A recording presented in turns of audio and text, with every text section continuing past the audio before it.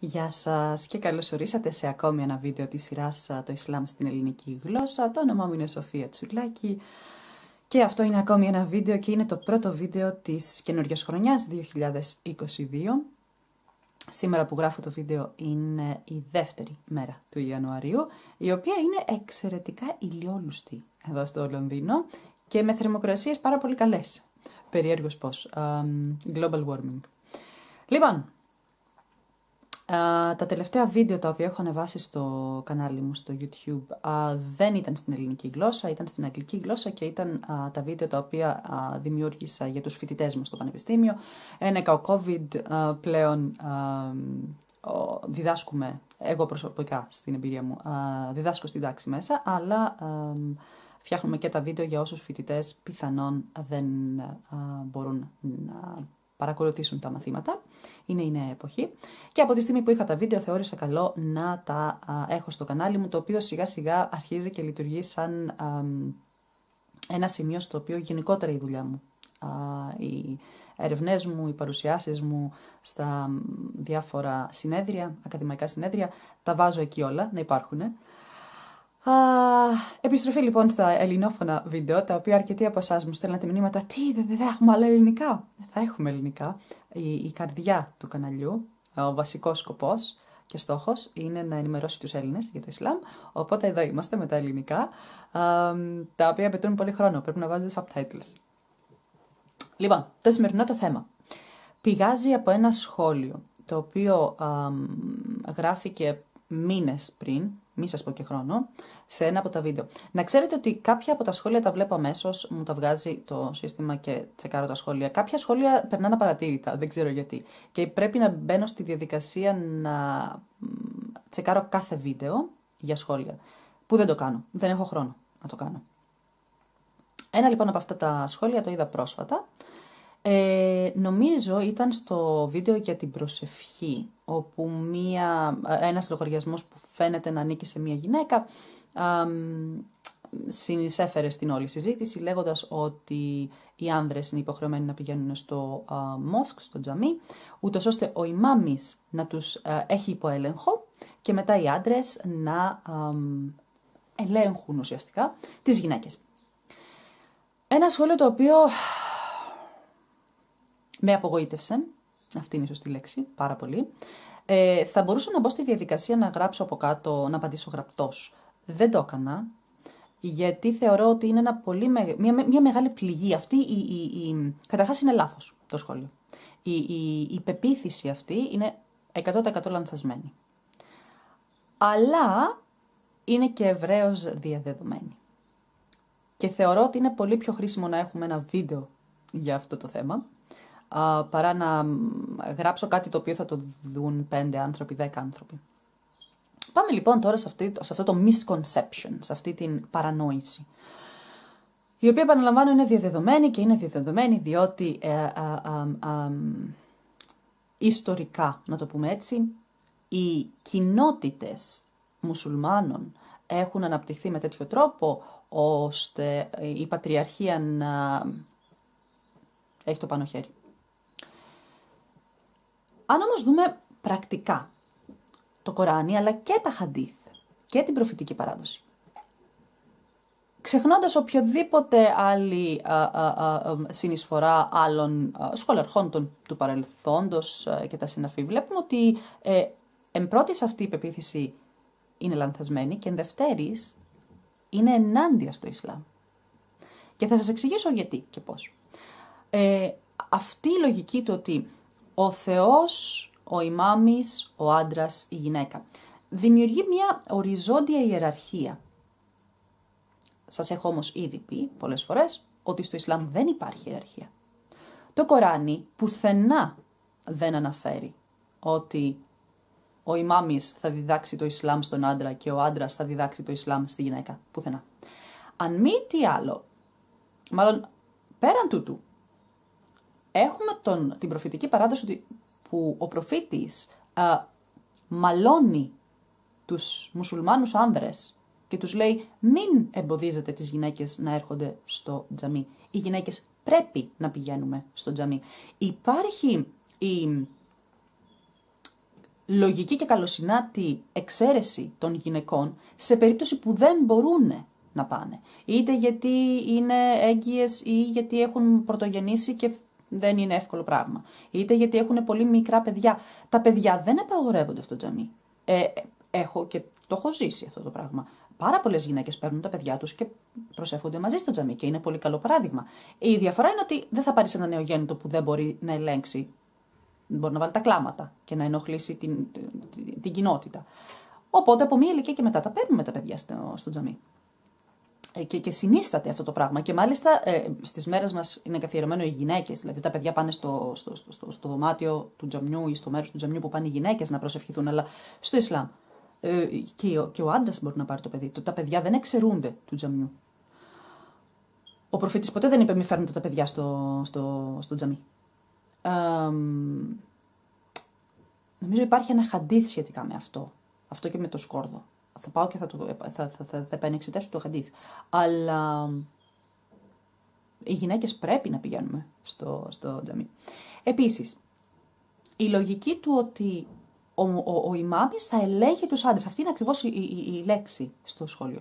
Ο ημάμις δεν ελέγχει τίποτα και κανέναν. Και ο ημάμις στα χρόνια του προφήτη και μέχρι και την Οθωμανική Αυτοκρατορία, όπου άρχισαν σιγά σιγά οι θρησκευτικές φιγούρες να είναι μέρος του κράτους. Και αυτό είναι, εδώ παρένθεση, μεγάλη παρένθεση. Πρέπει να μάθετε ιστορία. Και είμαι απόλυτη σε αυτό. Οι άνθρωποι πρέπει να μαθαίνουν ιστορία. Ειδικά όσον αφορά το Ισλάμ.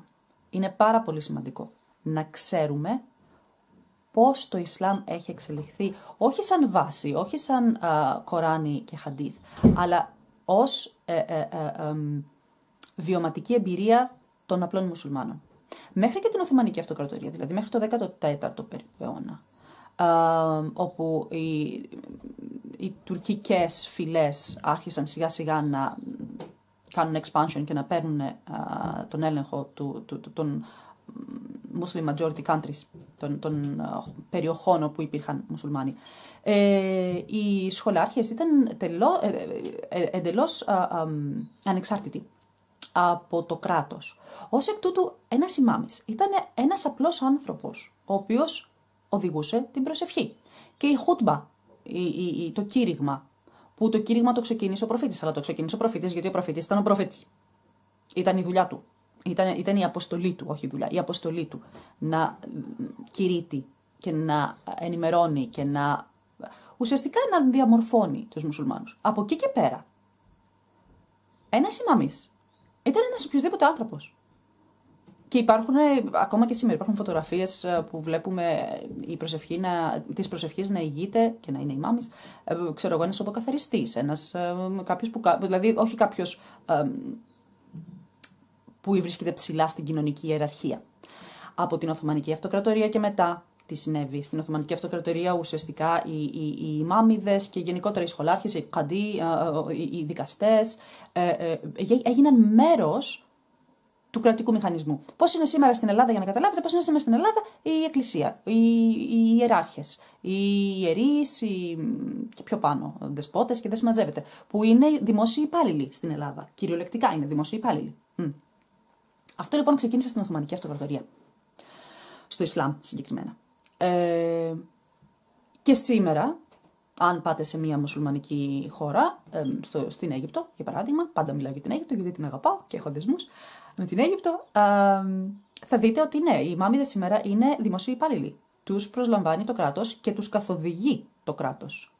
Στην Αίγυπτο συγκεκριμένα τους καθοδηγεί. Υπάρχει το Ministry of Endowments που δίνει οδηγία στο τι ακριβώς θα υποθεί σε κάθε κήρυγμα, σε κάθε χούτμπα. Και μαντέψτε ποια είναι η γραμμή της χούτμπα. Αλλά δεν είναι για να ελέγχει. Στο Ισλάμ, αν βγάλουμε το πολιτικό κομμάτι, αν γυρίσουμε δηλαδή πριν από την Οθωμανική Αυτοκρατορία, ο ημάμις δεν ήταν εκεί να ελέγχει κανέναν. Ο ημάμις ήταν εκεί να οδηγεί την προσευχή και να υπενθυμίζει, να δημιουργεί. Η χούτμπα ουσιαστικά ήταν αντικείμενο προς συζήτηση, προς υπενθύμηση, για να φύγει μετά ο πιστός να πάει σπίτι του και να συζητήσει, να θυμηθεί τι έλεγε ο προφήτης ή τι είχε υποθεί, ή θρησκευτικά θέματα. Έτσι. Σε καμία περίπτωση δεν ήταν οι γυναίκες μένουν στο σπίτι, οι άντρες μόνο πάνε τζαμί και μετά ο άντρας θα διδάξει τη γυναίκα. Αυτό το narration του ο άντρας να διδάξει τη γυναίκα το Ισλάμ το βρίσκουμε κυρίως σε περιπτώσεις γυναικών που έχουν μεταστραφεί στο Ισλάμ λόγω του γάμου, όπου φυσικά ο άντρας μπορεί να ελέγχει απόλυτα τη γυναίκα μέσω της θρησκείας. Αλλά αυτό πάει ενάντια στο Ισλάμ. Και τι εννοώ πάει ενάντια στο Ισλάμ? Χάθηκα λίγο από την ιστορία, ναι. Να διαβάζετε ιστορία, να μαθαίνετε. Αν δεν ξέρετε ιστορία, χάνετε λίγο η μπάλα. Τι ωραία ακαδημαϊκά που τα λέω. Λοιπόν, πάμε τώρα γιατί είναι ενάντια στο Ισλάμ. Και εδώ θα κάνω άλλη παρένθεση. Θα σας μιλήσω για την Αμίνα Ουαντούντ, η οποία έχει εκδώσει 2 βιβλία προς το παρόν. Έχει και αρκετά άρθρα, αλλά τα άρθρα δεν μπορώ να σας τα δείξω. Αυτά είναι τα 2 βιβλία που έχει βγάλει η Ουαντούντ. Το ένα λέγεται Inside the Gender Jihad, Women's Reform in Islam, και το άλλο λέγεται Quran and Woman Rereading the Sacred Text from a Woman's Perspective. Να το πω στα ελληνικά? Δεν θα το πω στα ελληνικά, γιατί προς το παρόν δεν υπάρχουν τα βιβλία μεταφρασμένα. Εσείς που μπορείτε να διαβάσετε στα αγγλικά, τα συστήνω ανεπιφύλακτα, Αμίνα Ουαντούντ, ανεπιφύλακτα. Μέσα στα βιβλία αυτά, εγώ προσωπικά ήρθα πρώτη φορά σε επαφή με την ακριβή έννοια της μοναδικότητας του Θεού. Γιατί λέμε και στις προσευχές μας και παντού θα το ακούσετε, ο Θεός είναι ένας είναι ο Θεός, κανείς άλλος παρά μόνο ο Θεός. Πάρα πολύ ωραία. Η Ουαντούντ ήταν η πρώτη, η μοναδική αυτή τη στιγμή που έχω διαβάσει, ακαδημαϊκός, μουσουλμάν ακαδημαϊκός, η οποία με έκανε να συνειδητοποιήσω, το λέει ξεκάθαρα η γυναίκα στα βιβλία της, ότι αυτή η κάθετη ιεραρχία Θεός, ημάμις, άντρας, γυναίκα έρχεται σε αντίθεση με τη μοναδικότητα του Θεού. Στο Ισλάμ, στο Κοράνι, όταν το διαβάζουμε, βλέπουμε ότι μπροστά στο Θεό, ο άντρας και η γυναίκα είναι ακριβώς το ίδιο πράγμα. Έχουν ακριβώς τις ίδιες υποχρεώσεις, ακριβώς τα ίδια δικαιώματα. Όταν έρχεται στην περίπτωση του γάμου, όπου εκεί τα 2 όντα, ο άντρας και η γυναίκα, πρέπει να συμβιώσουν, εκεί το Κοράνι διαφοροποιεί τις θέσεις. Αλλά αυτό είναι μια μεγάλη ιστορία, την οποία θα τη συζητήσουμε κάποια άλλη στιγμή. Τώρα μιλάμε για τη θέση του άντρα και της γυναίκας μπροστά στο Θεό. Στο Ισλάμ, λοιπόν, δεν υπάρχει αυτή η κάθετη ιεραρχία. Στο Ισλάμ δεν υπάρχει ιεραρχία. Σας έχω ξαναπεί σε άλλο βίντεο ότι αυτή η λογική του ημάμι να είναι το ίδιο με τον ιερέα, ουσιαστικά βάζει τον μουσουλμάνο ή τον νέο μουσουλμάνο, τον κρατάει στο mindset του χριστιανισμού, που εκεί υπάρχει ιεραρχία. Στο Ισλάμ δεν υπάρχει ιεραρχία. Είναι ο Θεός και ο πιστός. Έτσι. Θεός και πιστός. Αυτή είναι η ιεραρχία. Τίποτα άλλο. Αν ο πιστός είναι γυναίκα, άντρας, άσπρος, μαύρος, κίτρινος, μπλε, πράσινος, είναι έτερον εκάτερον. Εάν βάλουμε ανάμεσα στο Θεό και σε μια γυναίκα πιστή τον άντρα, εκεί τι κάνουμε?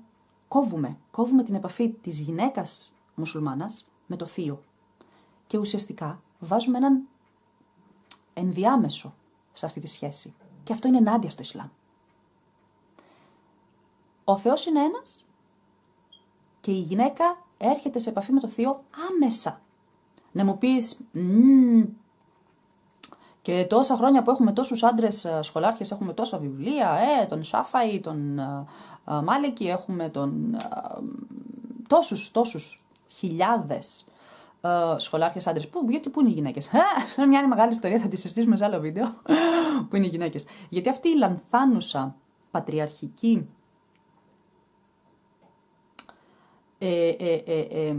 πώς θα το πω σωστά, διαστρέβλωση του Ισλάμ κρατάει χρόνια αυτή η κολόνια.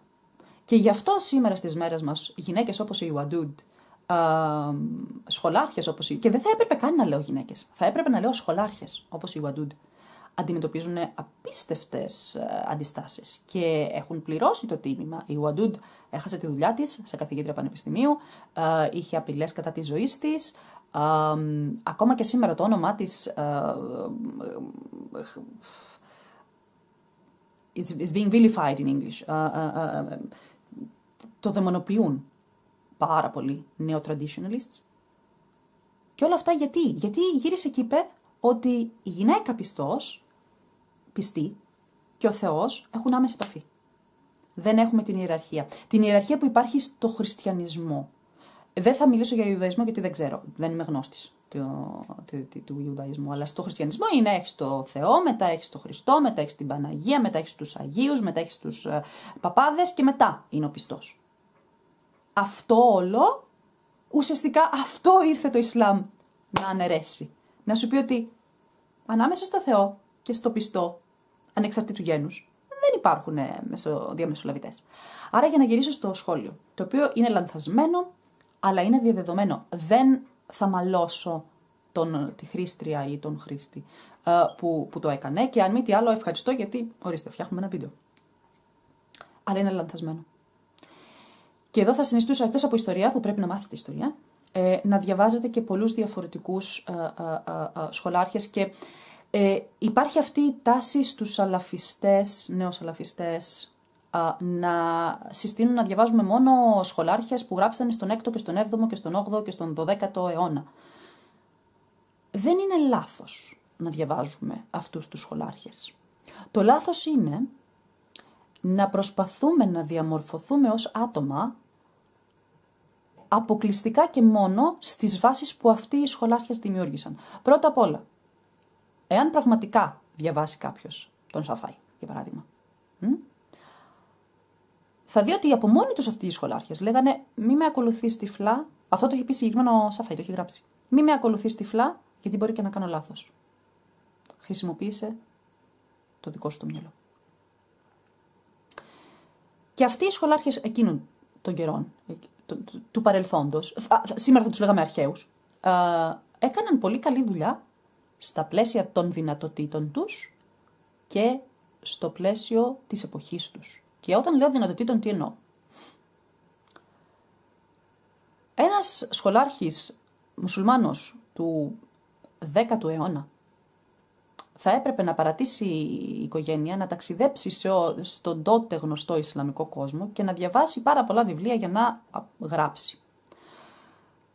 Άρα θα σκόρπαγε όλη τη ζωή και θα διάβαζε πόσα βιβλία, 10, 20, 30, 40 βιβλία σε όλη του τη ζωή. Σήμερα, ένας μέσος σχολάρχης, όχι σχολάρχης, ένας μέσος άνθρωπος, εσύ που βλέπεις το βίντεο, μπορείς να γκουγκλάρεις και να βρεις 700 διαφορετικά βιβλία να διαβάσεις μέσα σε ένα χρόνο. Αν μου πεις θα διαβάσω 700 βιβλία σε ένα χρόνο και δεν είναι κάτι άλλο. Πού έχω ένα βιβλίο να σας δείξω. Ωραία. Θα σας δείξω λίγο το μέγεθος. Θα φύγω από την κάμερα για λίγο. Και θα σας δείξω λίγο το μέγεθος ενός βιβλίου τότε και ενός βιβλίου σήμερα. Δώστε μου ένα λεπτό.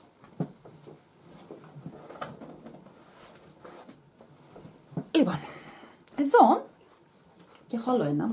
Θα πάω στην άλλη πλευρά, έρχομαι, επιστρέφω.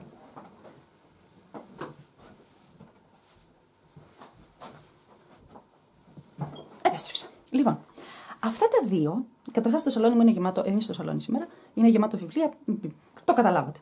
Λοιπόν, αυτά τα δύο βιβλία, βλέπετε πόσο μεγάλα είναι. Είναι μεταφράσεις αρχαίων πρωτοϊσλαμικών βιβλίων.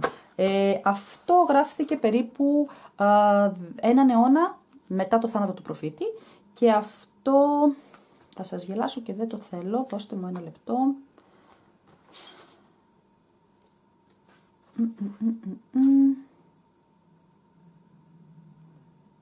Αυτό γράφτηκε το 2ο αιώνα μετά τον... Είναι... Όχι, πρέπει να ήταν στον 4ο αιώνα. Διότι μιλάει για τις σχολές, για τα madhabs. Το οποίο το έχω πάρα πολύ έντονα annotated, βλέπετε εδώ πέρα τι κάνω. Λοιπόν, αυτό είναι το μέγεθος, το μέσο μέγεθος ενός βιβλίου γραμμένο εκείνης της εποχής. Άρα, όταν ένας άνθρωπος του 13ου αιώνα, ένας σχολάρχος του 13ου αιώνα ή του 10ου αιώνα, Ιμπν Ταϊμίγια, νομίζω ήταν στο 10ο, αποφάσισε να πάει να διαβάσει βιβλία και να γράψει. Αυτό ήταν το μέγεθος των βιβλίων. Και πόσα υπήρχαν διαθέσιμα. Με το τεχνολογικό επίπεδο εκείνης της εποχής και το πόσο εύκολα μπορούσαν βιβλία να αναπαραχθούν. Σήμερα, ένα βιβλίο αυτού του πάχους, βλέπετε τη διαφορά, Είναι το μέσο. Αυτό είναι το μέσο. Έχουμε και πιο λεπτά, με λιγότερες σελίδες. Αυτό εδώ, ας πούμε, είναι ένα από τα μικρά βιβλία. Θεωρείται μικρό. Και κοιτάξτε το σε συσχετισμό. Αυτό είναι ένα μικρό σήμερα. Να σας δείξω ένα μεγάλο σήμερα. Θα πρέπει να χαλάσω τη βάση μου. Ένα μεγάλο βιβλίο σήμερα παίρνει περίπου από 500 σελίδες και πάνω.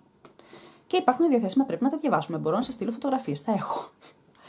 Άρα, η ποσότητα της γνώσης, στην οποία μπορούσε να εκτεθεί και να διαμορφωθεί ένας σχολάρχης του 10ου αιώνα. Δεν σας λέω εγώ του 8ου, του 10ου αιώνα. Είναι η ποσότητα γνώσης που ένας μέσος άνθρωπος, όχι σχολάρχης, μπορεί να εκτεθεί σήμερα μέσα σε μία χρονιά της ζωής του. Ένα θέμα είναι αυτό. Αυτό λοιπόν όσον αφορά τη γνώση.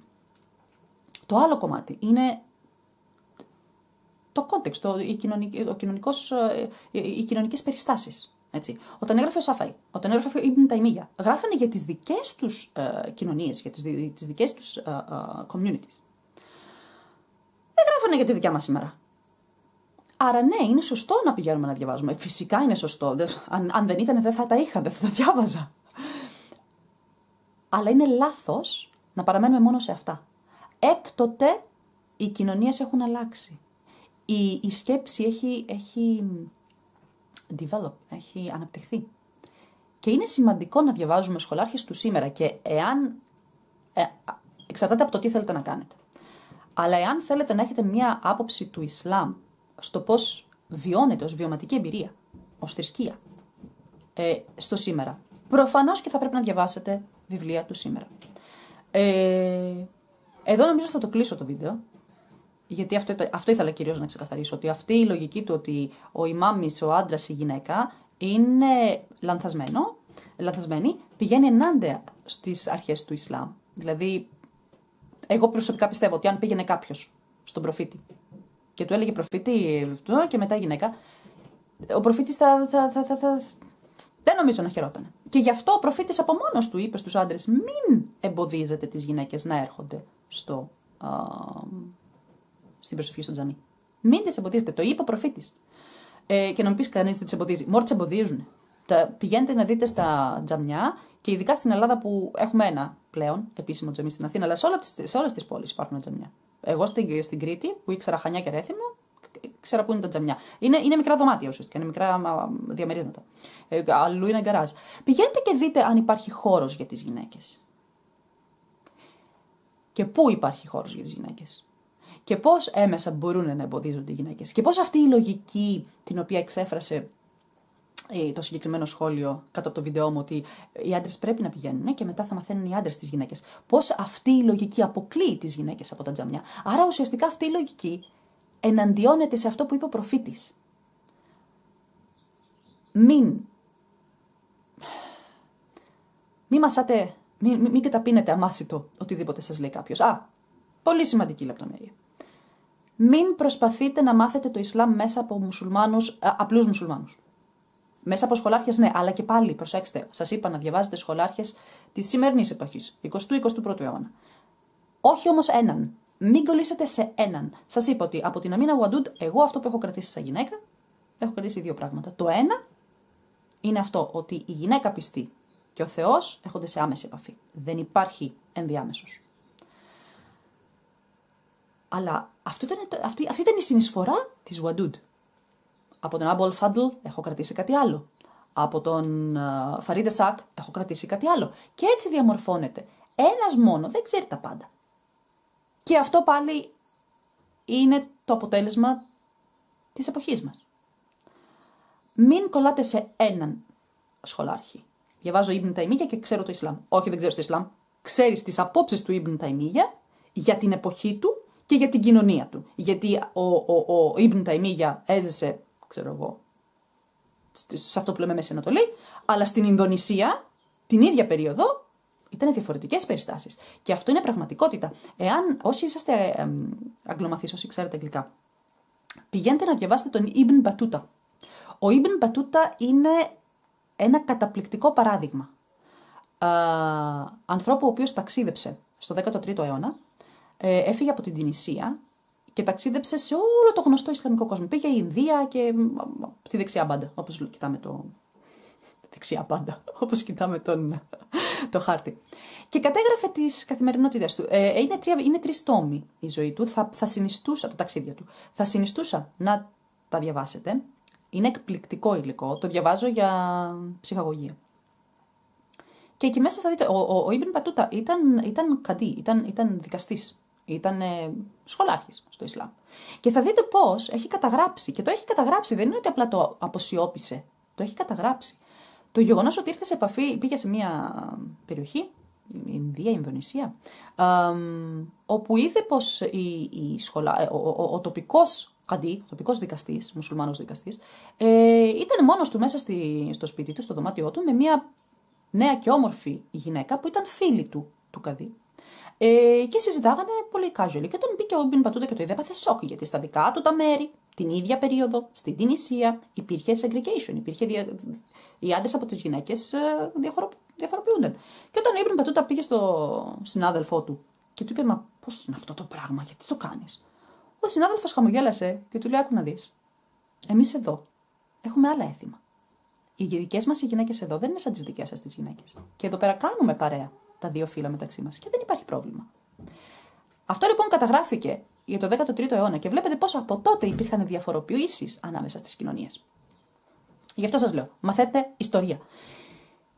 Σήμερα, ένα μεγάλο μέρος των μουσουλμάνων, ακόμα και σε μη μουσουλμανικές κοινότητες, σε μη Muslim majority countries, δηλαδή εδώ στη Δύση, έχουν αυτή τη λογική ότι οι γυναίκες και οι άντρες πρέπει να διαχωρίζονται.